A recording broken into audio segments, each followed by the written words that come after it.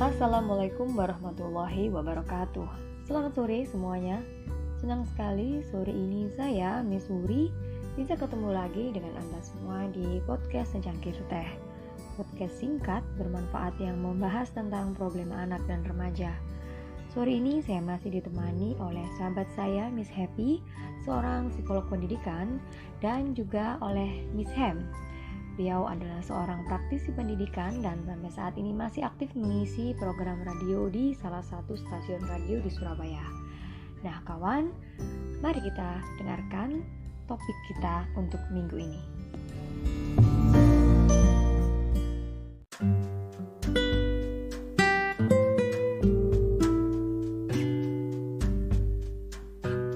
Bismillahirrahmanirrahim. Assalamualaikum warahmatullahi wabarakatuh. Apakah Miss Hem sudah hadir? Halo. Oh, sudah ada. Selamat sore. Assalamualaikum. Sore. Dan kita tunggu Miss Happy, apakah sudah hadir? Hai, Assalamualaikum Miss Puri, Miss Hem. Hai. Ini kayaknya lagi dapet apa gitu ya, kok bahagia. Begitu ya. Alhamdulillah, berarti itu tandanya sehat dan bugar. Alhamdulillah. Ya, Miss Hem dan Miss Happy, minggu ini kita melanjutkan sebenarnya sih dari topik yang minggu kemarin tentang bullying. Tapi ini sudah menuju ke akibat yang lebih dalam dan lebih gawat lagi, yaitu tentang suicide atau bunuh diri. Kemarin tuh saya sempat browsing ya, berapa sih angka kematian akibat bunuh diri yang ada di dunia dan Indonesia pada khususnya. Ternyata sangat mencengangkan.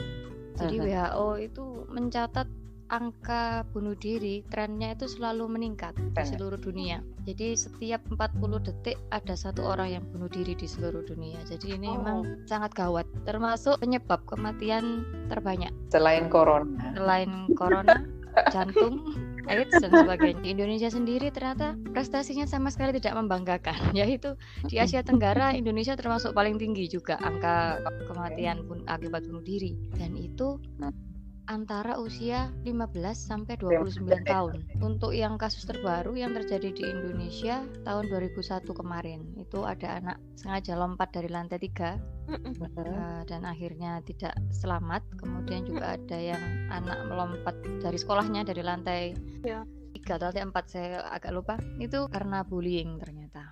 Nah, jadi yang ingin saya tanyakan, sebenarnya apa sih yang menyebabkan tren bunuh diri ini trennya semakin meningkat gitu, bukannya malah menurun?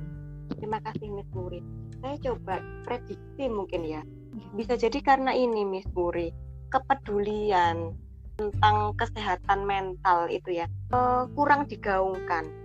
Jadi kalau di kita usia sekolah, kesehatan yang lebih banyak dibahas itu mungkin lebih banyak kesehatan fisik. Terus kemudian juga pembelajaran memang akademik sekali, jarang sekali yang mengajarkan tentang pentingnya membangun karakter. Baik itu karakter tangguh, resilient atau lembam gitu ya. Jadi ketika ada sesuatu yang sulit atau sesuatu yang berat, itu bagaimana dia bisa bangkit lagi untuk mengatasi permasalahan. Itu salah satunya. Yang kedua juga bisa jadi kondisi situasi global. Situasi global itu bisa jadi salah satunya pandemi ini ya. Itu juga pasti akan sangat berpengaruh karena di berbagai aspek itu akibat atau terdampak begitu. Nah, kalau nggak punya problem solving yang cukup bagus atau mungkin dukungan yang cukup kuat, itu sangat riskan sekali terjadi, terutama di akhir-akhir ini. Seperti itu Miss Puri, kalau dari saya. Baik, terima kasih Miss Happy. Kalau dari Miss Hem, adakah pandangan tentang penyebabnya? Kalau saya baca di beberapa jurnal itu memang tidak spesifik ya, karena kondisi kejiwaan yang berbeda antara satu pribadi dengan pribadi yang lain, dan itu tidak bisa juga kita kemudian namanya orang udah bunuh diri kan, terus kita nggak bisa nanya kan. Nah, makanya itu agak kesulitannya di situ para peneliti itu. Tapi setelah dirunut antara diskusi dengan keluarga, misalnya wawancara dengan teman-teman terdekat, barulah kemudian ada beberapa yang bisa dikatakan penyebab, tapi itu pun masih seperti Miss Happy tadi, masih meraba-raba. Satu misalnya ketika dia tidak diterima di lingkungannya, akhirnya terjadi bullying seperti yang Miss Suri juga bilang di awal tadi.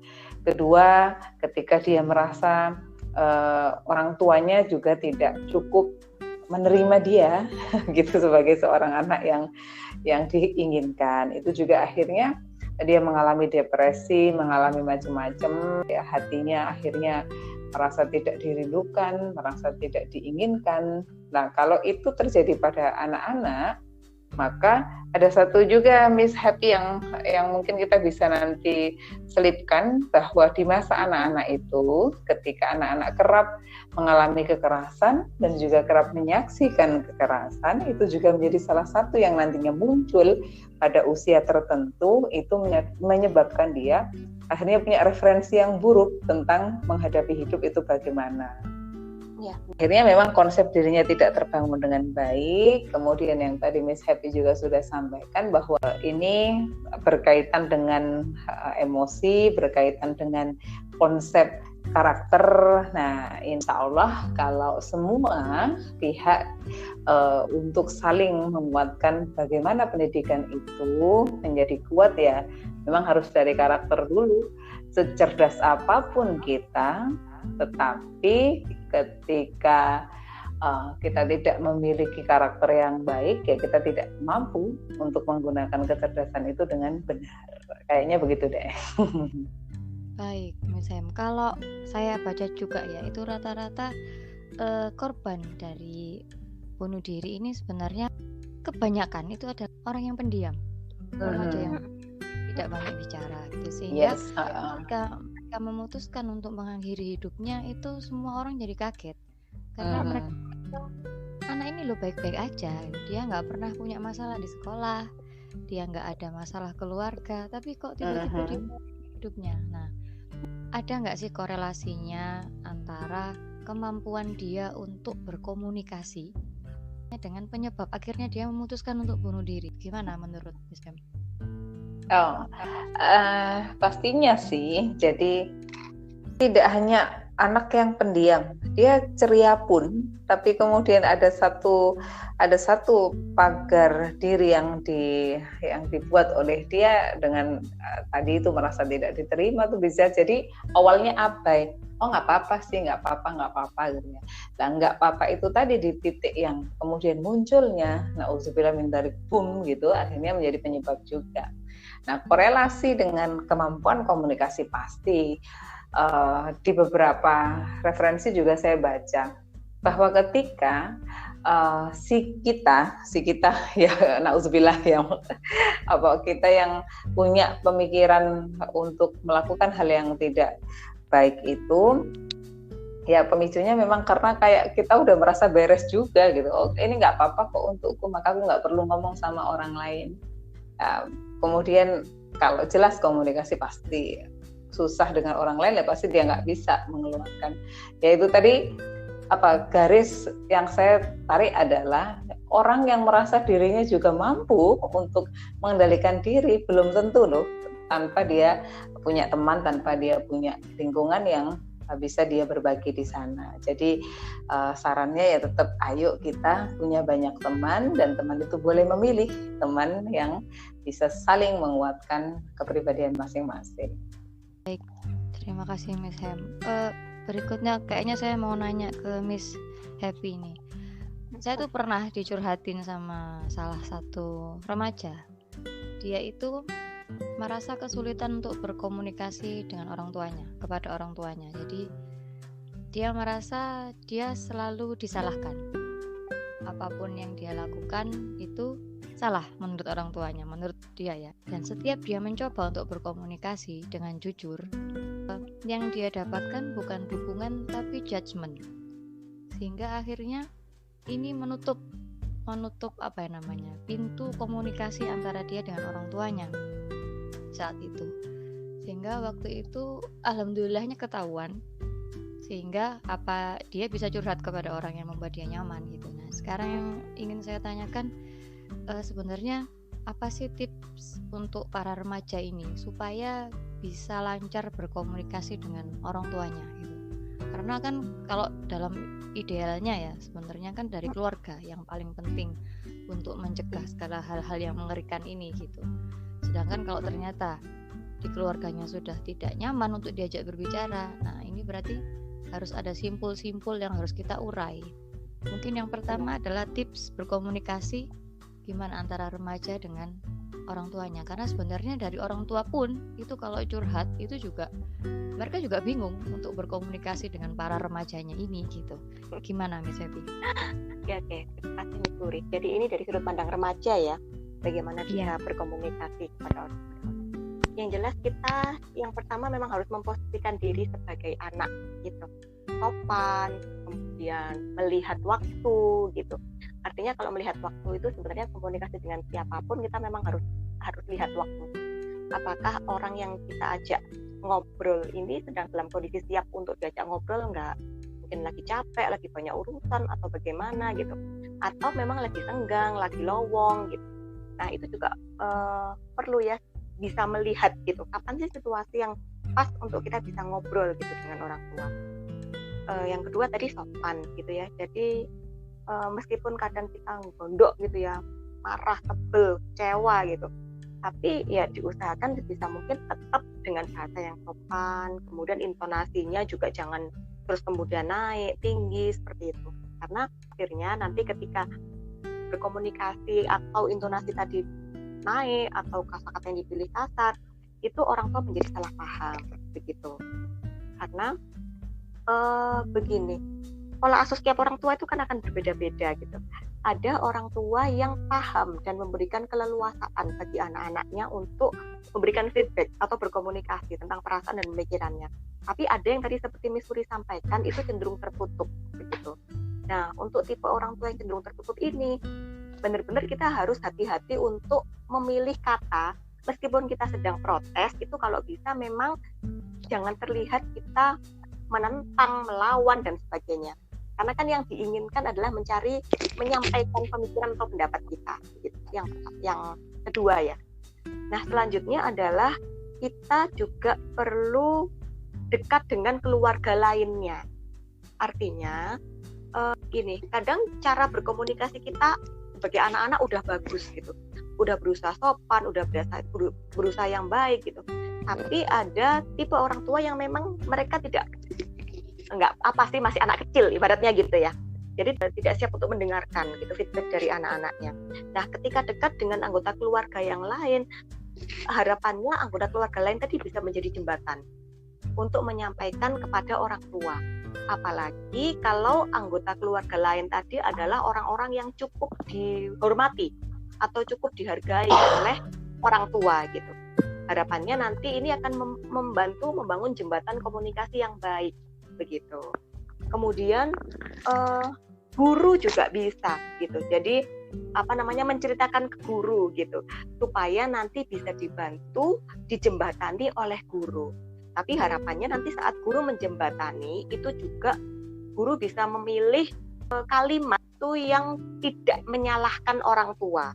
Karena khawatirnya kalau nanti gurunya salah pilih kalimat, nanti sampai rumah anaknya dimarahin lagi gitu. Padahal sebenarnya gurunya ini niatannya mau bikinkan jembatan untuk anak ini bisa berkomunikasi dengan orang tuanya.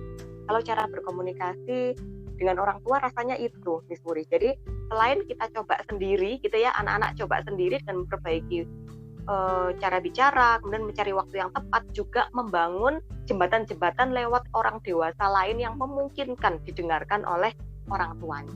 Seperti itu, Miss. Baik, Miss Happy. Kalau dari sisi orang tuanya gimana, Miss Happy? Oke. Iya. Yang jelas memang perlu kesadaran dulu ya untuk memahami bahwa anak-anak kita itu juga merupakan individu yang utuh, yang berdiri sendiri, yang juga punya perasaan, punya pemikiran yang bisa jadi berbeda dengan apa yang kita miliki gitu. Sehingga menanyakan pendapat, menanyakan pemikiran itu sebaiknya memang sudah menjadi kebiasaan. Sehingga nanti akhirnya harapannya anak-anak ini juga berani untuk bicara, berani untuk menyampaikan apa yang menjadi unek-uneknya. Nah, kalau misalnya ini belum terbangun, yang paling penting dan paling sederhana untuk dilakukan adalah membangun frekuensi dulu, menyamakan frekuensi. mencari tahu minatnya anak, sering beraktivitas bersama gitu ya. Jangan langsung berharap anak akan cerita hal-hal yang sangat privasi kalau memang selama ini tidak cukup dekat dengan anak. Tapi yang paling penting bangun hubungan dulu, bangun kepercayaan dulu, bangun kesamaan frekuensi dulu. Kalau anak sudah merasa nyaman, nanti insya Allah anak akan cerita dengan sendirinya. Gitu. Baik. Untuk Miss Hem mungkin ada tambahan? Kalau saya, kalau membangun komunikasi dengan anak dari orang tua ya jangan terlalu jaim jadi orang tua gitu. Jaim jadi orang tua itu kan mentang-mentang kita udah orang tua kemudian menganggap bahwa apapun yang dilakukan orang tua itu yang benar. Sedangkan hidup kita ini sudah berbeda masa dengan anak-anak kita, bahkan bisa jadi dulu ketika kita punya masalah yang sama saat orang tua itu masih muda, dia bisa menyelesaikannya dengan 2 langkah. Tapi beda dengan sekarang. Misalnya anak kita punya masalah yang sama dengan kita, bisa jadi bahkan 3 langkah, 4 langkah, karena kan dunianya sudah berbeda. Itulah anak sendiri. Kalau saya lebih cenderung untuk mengajak mereka diskusi bahwa orang tua itu adalah satu kesempatan bagi kita untuk meminta doa-doa mereka, maka berhubungan baik dengan orang tua itu sama dengan membuka pintu kebaikan, membuka pintu surga masing-masing. Nah, itu juga perlu disampaikan. Emang gitu kan, orang tua adalah satu jembatan ketika kita ridallahi fi ridal walidain wa sukhtullahi fi sukhtil walidain, gitu kan. Nah, itu yang harus disampaikan juga ke anak-anak kita supaya mereka tidak serta-merta ketika merasa orang tua kok nggak tahu masalah dia sekarang, kemudian dia malah menyalahkan, itu kan tambah runyem nanti masalahnya. Baik. Nah, sekarang ketika kita sudah membicarakan tentang komunikasi ini, mengurai simpul pola komunikasi orang tua dan anak, ini tapi ada juga yang unik. Jadi sekarang itu kan kayaknya semua orang kepingin diperhatikan, kepingin show off, terutama ada dengan maraknya sosial media ya. Juga sering saya temui ada orang-orang yang merasa mungkin putus asa gitu ya, kemudian mengupdate status, dia ingin mengakhiri hidupnya. Nah, yang gawat adalah ketika kalau misalnya dia direspon dengan baik gitu oleh yang lainnya, jangan dihibur gitu, dia akhirnya mengurungkan niatnya. Yang gawat adalah ketika ada seseorang yang menanggapinya dengan malah menantang. Akhirnya sudah, kejadian kalau gitu. lakukan saja kayak gitu. Nah, yang gawat adalah juga ternyata ada juga orang-orang yang memang kayaknya mencari dalam tanda kutip ya, mencari perhatian dengan cara seperti itu gitu. Jadi sering sekali memposting dia ingin bunuh diri dan sebagainya, cuman tidak ada solusi ya, tidak ada perubahan ketika kita misalnya dengan nasihat kamu harusnya menemui seorang ahli atau dan sebagainya, itu tidak dilakukan, sehingga akhirnya ini ada tanda kutip tadi itu, apa ini emang benar-benar kepengin bunuh diri atau hanya seeking for attention gitu, ingin mencari perhatian gitu. Nah, ini bagaimana menurut pendapat Miss Hem dulu mungkin ya, nanti baru ke Miss Hem. Kalau yang melakukan itu muslim, dia lupa bahwa sebenarnya bunuh diri itu adalah sesuatu yang pasti masuk neraka. Jahat ya saya ya. Ya karena kita lihat di ayat Al-Quran dan juga para ulama kita menuliskan dari yang diajarkan oleh Nabiullah Muhammad SAW itu pasti. Jadi kita tidak bersyukur kepada Allah yang pertama. Yang kedua, kita ingin mendahului apa yang ditentukan Allah atas kita. Padahal ketika Allah dengan seluruh Asmaul Husnah-Nya itu menjamin seluruh kebutuhan hamba-hambanya. Nah, kalau dia mau main-main sama hidupnya begitu, berarti dia main-mainnya sama Sang Pencipta. Ya. Jadi mana saya mau bilang, ketika ada yang seperti itu, maka kalau kita berpegang pada agama, peganglah tali agama itu dengan erat, karena hanya agamalah yang kemudian bisa menyelamatkan ruh kita dari segala sesuatu yang akan membelokkan fujur.